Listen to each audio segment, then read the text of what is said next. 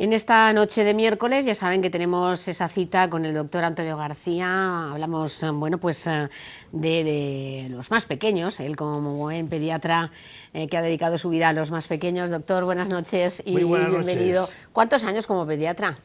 50, Toda la vida, ¿no? toda la vida. Y es una profesión que es extraordinaria, maravillosa. Yo a veces digo que un pediatra que le guste a la pediatría debía, en vez de cobrar, pagar. Sí, es que el mundo de los niños es maravilloso. Además, es diferente. Yo no sé todavía cómo a nivel oficial, a nivel político, la pediatría la querían dejar en un segundo término. Y no. Es que la pediatría hay todavía quien la concibe como la medicina del adulto aplicada al niño, ni mucho menos. El niño tiene una patología y tiene una forma de ver los procesos que existen dentro de él completamente diferente a la del adulto, no tiene nada que ver. El niño no habla, y como el niño no habla, tienes que, como un día lo comenté aquí, tienes que ser un poco la teoría que yo gasto de Sherlock Holmes. Tirar del hilo por método deductivo. Sí. Porque tienes que luchar contra el niño, que el que menos culpa tiene, que es el que va como enfermo. Tienes que luchar contra la madre, que actualmente el rol de la madre es diferente. La madre actualmente trabaja y la que no trabaja, en vez de llevar el problema del hijo como Dios manda, entre el estrés que tiene de no trabajar y el estado que tiene de inactividad, lo empeora. Y después tenemos, digamos, ya la abuela. La abuela, gracias a ella, pues actualmente la madre puede trabajar y dedicarse a labores no del hogar. Pero hasta hace poco que la madre no trabajaba, pues todo estaba en manos de la abuela. Discusión, la abuela o la madre. ¿Quién tenía razón, la madre o la abuela? Y es eso. Y uno tiene que hacer de intermediario, tiene que hacer un poco de confesor, tiene que hacer de psicólogo. Claro, el niño es un todo, no es una parte. Sí. El niño es un todo. Dice el refrán médico que no hay enfermedades sino enfermos. Porque una misma enfermedad en diferentes personas actúa de una forma diferente. Muy bien. Y en pediatría mucho más todavía. Sí. Mucho más todavía. Doctor, esta noche vamos a hablar del reflujo de los niños vomitados. ¿Cuándo se da todo esto? Sí, es un tema que se da con relativa frecuencia, que el diagnóstico relativamente no es difícil, hay que pensar en él y que casi siempre puede acabar con intervención quirúrgica. Yo voy a hacer un poco en unos segundos, una especie de bosquejo de lo que es el tubo digestivo del niño. El tubo digestivo empieza en la boca. En la boca está la primera fase de la digestión, que los padres no lo han calibrado bien. Y hay que saber que la primera fase de la digestión es la masticación. Por eso se insiste mucho en enseñar al niño a que mastique. Y que mastique y a comer alimentos sólidos lo antes posible, cuando le corresponda, como hemos dicho los días pasados, a partir del cuarto o quinto mes, alimentos sólidos. Entonces tenemos en la garganta, tenemos la entrada de la tráquea, que va a los pulmones, y el esófago, que va al estómago. El esófago termina a la entrada del estómago, está dividido por un músculo de tipo sombrilla, se llama diafragma. Esta entrada se llama cardias, es como una válvula de un coche que permite que entre el alimento, pero que no salga. Si entra y sale, quiere decir que entra, pero refluye, se va hacia arriba. Es relativamente frecuente, sobre todo el reflujo transitorio, que dura unas semanas, es frecuentísimo. Casi siempre se soluciona solo. Hay que dar 4 medidas, 4 medidas básicas, pero que es importante saberlo porque a los padres les preocupa mucho. Es aquel niño que a partir de los 15, 20 días empieza a regurgitar, sacar alimentos, sacar poco a poco, no son vómitos a chorro, como veremos después lo del píloro, pues va sacando poco a poco, y cada vez saca más. Y es curioso porque en cuanto se empieza a dar alimento sólido, casi siempre desaparece. Entonces, esa especie de válvula que se llama, que se llama reflujo gastroesofágico, ese reflujo angustia mucho a los padres. Por eso la primera cosa que hay que decir a los padres es la báscula. El niño gana peso como si vomita 20 veces al día.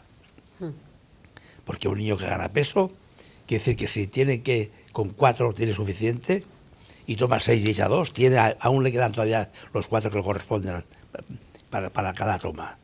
Entonces, primera parte, no angustiarse. Es que al padre se angustia muchísimo. Siempre, además, se ve, lo vemos siempre, que niños con la comida refluida a través de la comesura bucal, como le va cayendo encima del baberito o con su babero. Es frecuentísimo, ya digo, el reflujo gastroesofágico. Primero, fuera angustias. Segundo, intentar una alimentación ya un poco espesante. Si toma pecho, nada. Si el niño toma pecho y gana peso, olvidarse del tema. A los 4, 5, 6 meses el tema está resuelto. Si toma biberón, pues se le espesa un poquito. Con un poco de cereales, sin gluten, claro. Se espesa un poco y esa alimentación espesa, es curioso como la madre lo explica muy bien. Dices que le dio la papilla o el biberón con una tetina más ancha, cuidado, que tampoco lo aconsejo. Tampoco estos días hemos hablado. La tetina tiene que tener el agujero suficiente para que el niño no se atragante. Si le cae demasiado, se llena. Y si le cae demasiado poco, se cansa. Y una de las causas de que el niño sea un mal comedor es porque chupa y no saca. No saca, porque el agujero del biberón hay que hacerlo, y voy a dar un método, es una aguja gruesa enganchada en un tapón de botella de corcho. Sí.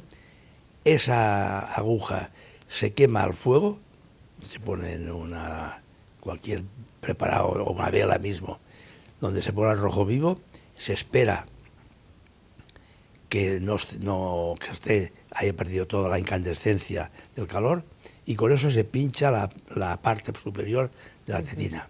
Entonces tiene que caer la leche sobre el dorso de la mano, sí, gota a gota. Si cae demasiado, y si cae, le cuesta, como he dicho antes, el niño le cuesta y se cansa, sí, y puede rechazar el alimento. O sea, primero que va cayendo poco a poco. Entonces, en ese biberón que hemos dicho que había que ponerle un suplemento de alimentos pesante, a veces el problema se ha solucionado. Pero ya digo, aunque no se solucionase de momento, si la báscula del niño es favorable, tema resuelto, en general. Porque si no, puede ocasionar, yo aquí estoy hablando toda la mañana sobre el tema este. Sí. Hay niños, muy curioso, porque casi nadie piensa en ello, ni los médicos muchas veces, ni no digamos ya los padres. Es que el reflujo, como sube la alimentación hacia arriba, al llegar a la garganta, es lo que dice la gente, los padres, se lo ha ido por otro conducto. ¿Qué pasa cuando pasa una pequeña mínima cantidad al conducto respiratorio? Que te da ataques de tos. A todos nos ha pasado, beber un poco más rápido o con un porrón, y pasar un poquito, una amiguita, sí, o un poquito de líquido y dar unos ataques de tos, ¿verdad? Entonces, claro, para ellos es muy violento, muy violento. Entonces, aparte de tranquilizar a los padres, ¿qué hay que hacer? Primero, tratamiento postural. El niño está horizontal. Claro, si está horizontal, yo siempre cojo el ejemplo, tengo siempre una botellita con un líquido. Si ponen horizontal, ves que el líquido puede llegar al tapón, y si el tapón no está bien cerrado, se sale. Sí. Sin embargo, si la botella la subes un poco, tienes que hacer mucho movimiento para que salga. Es de puro cajón. Tratamiento postural, semi-incorporado, apoyado a la espalda, bien apoyado, y con eso a veces el problema se resuelve. Segundo, alimentación fraccionada. Si tiene que tomar al día 6 tomas, que tome 8 o tome 9. Poca cantidad, porque el estómago, cuanto menos cantidad tenga, menos va afuera, está clarísimo, ¿no? Y hay quien da un preparado tipo alcalinizante, tipo omeprazol, para que no haya acidez en el estómago. Pero bueno, el tratamiento médico, farmacológico, es casi absurdo. Sí. Simplemente espesar, repito y termino, espesar la alimentación y tratamiento postural y tranquilidad a la familia. Muy bien. Eso sería el reflujo gastroesofágico. Sí. ¿En qué edades es más frecuente? ¿En los niños pequeños o también en un poco más mayores se puede dar? Esa pregunta me parece extraordinaria porque la tenía en mente, pero no iba a comentarla. Hay mucho reflujo, hay muchísimo reflujo en la persona adulta. Y muchos de ellos han tenido reflujos de pequeño. O sea, eso sí que es verdad. Y casi nunca se comenta. Pero muchísima gente adulta, pues ya de pasada adolescencia. Y gente mayor, de 25, 30, 40, 50 años, que tienen que dormir en la cama. Sí. Más porque es que no pueden dormir, ¿eh? Tienen ataques de tos. Algunos tienen, que es lo que iba a comentar antes, ataques de asma. Porque claro, pensemos si es un alimento tipo frutos secos, algún legumbre, algún preparado que le puede producir alergias. Si ese alimento al refluir hacia arriba pasa por el otro conducto, parte, quieras o no quieras, mínima cantidad puede pasar a los bronquios y a los pulmones, que les puede dar ataques de asma. Todo yo he visto bastantes niños que cuando se ha resuelto el reflujo se ha acabado el asma. Ataques de asma, el inhalador, el spray.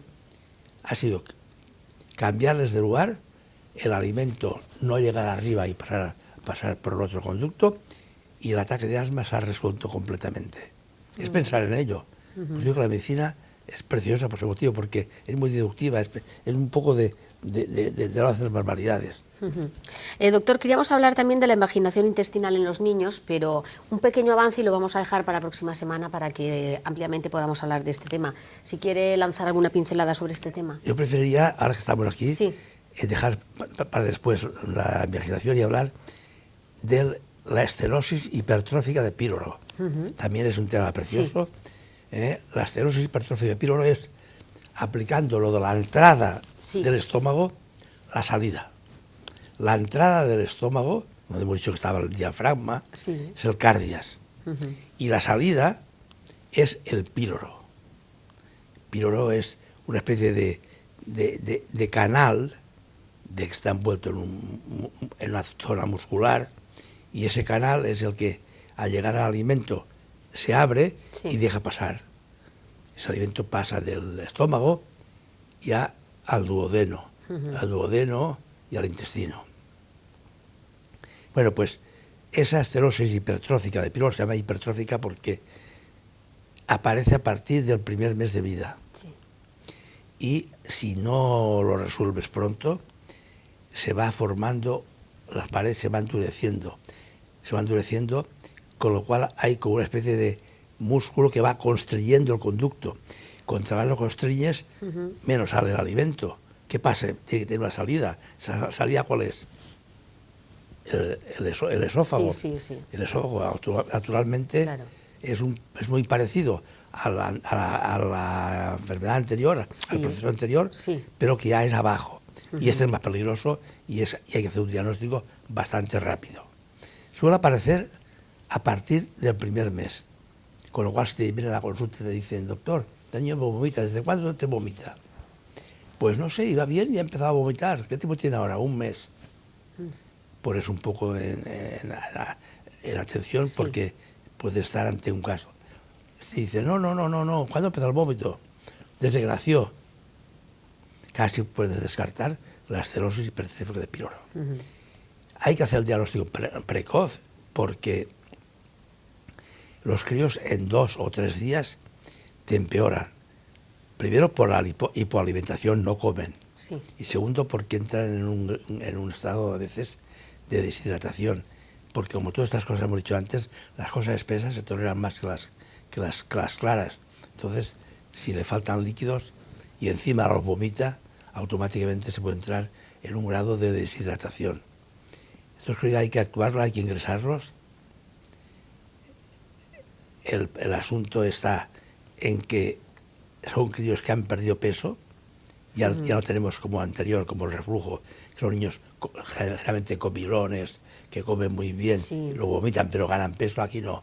Aquí ves que en 2, 3, 4 días te han perdido 200, 300 gramos. Mucho cuidado con eso, hay que tener mucho cuidado. Entonces, simplemente con una ecografía, antes hacían radiografía, le dabas papilla opaca, la tomaban, veías como al llegar a la salida del estómago, o sea, al píloro, o sea, había un estrechamiento, estrechamiento donde el alimento no pasaba.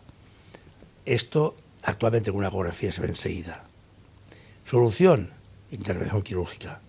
Eso es de como un mecánico. Hay una tubería que está obstruida, pues desobstruirla, ya está, se opera, la musculatura esta se abre un poco para que dé de sí, y ves el crío que en 24 horas estaba depauperado, con cara de haber pasado perfectamente. Ya en 24 o 48 horas ya está comiendo normalmente. Muy bien. Es muy agradecida la cirugía del píloro. Pues no tenemos ya tiempo para más. Si deseas añadir alguna cosa más, hasta la próxima semana. Yo lo que queráis. Yo en principio, hasta la próxima entonces. Muy bien, gracias por acompañarnos. Muchas gracias.